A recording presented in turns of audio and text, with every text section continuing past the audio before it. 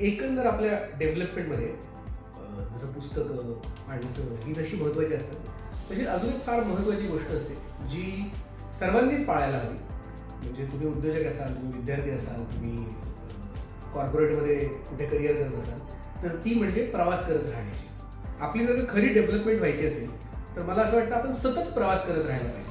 म्हणजे उद्योजकाच्या बाबतीत तर असं म्हटलं जातं की उद्योजक हा सतत प्रवाही पाहिजे. तो जर का एका जागेवर थांबला तर त्याला फार शिकता नाही येणार. बरोबर. त्यामुळे तुम्ही तुमचे वेंडर्स असतील, तुमचे कस्टमर्स असतील, तुम्ही सतत वेगवेगळ्या माणसांबरोबर तुम्ही फिरलं पाहिजे. त्याच्यातून तुम्हाला नवनव्या संस्कृती कळतात, त्याच्यातून तुम्हाला एक सर्वसमावेशकता येते, तुम्हाला ॲडजस्टमेंट कळतात आणि त्याच्यापेक्षाही जास्त तुम्ही काळासोबत सहज बदलत जाता.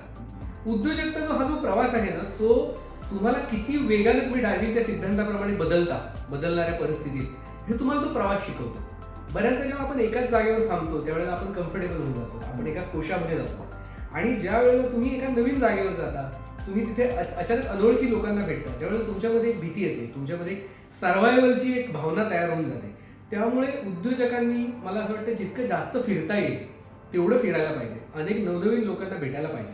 आणि हे करत असताना तुम्ही तुमच्यामध्ये आपण इतरांचे चांगले गुण कसे आणू शकतो ते पाहायला हवं. मग वेगळी भाषा असेल, वेगळा देश असेल, वेगळं राज्य असेल, वेगळ्या प्रकारची पूर्ण संस्कृती असेल, ही सतत आपण आत्मसात करायला हवी. मला असं वाटतं ज्यावेळेला आपण हे करू त्यावेळेला आपण प्रगल्भ होऊ आणि त्याच्यातून मग तुम्हाला परिस्थितीला नीट भिडता येईल. ही भिडण्याची जी एक सवय आहे ती आपल्याला प्रवास देतो. त्यामुळे उद्योजकांनी त्यांना जेवढं जास्त फिरता येईल तेवढं फिरायला हवं.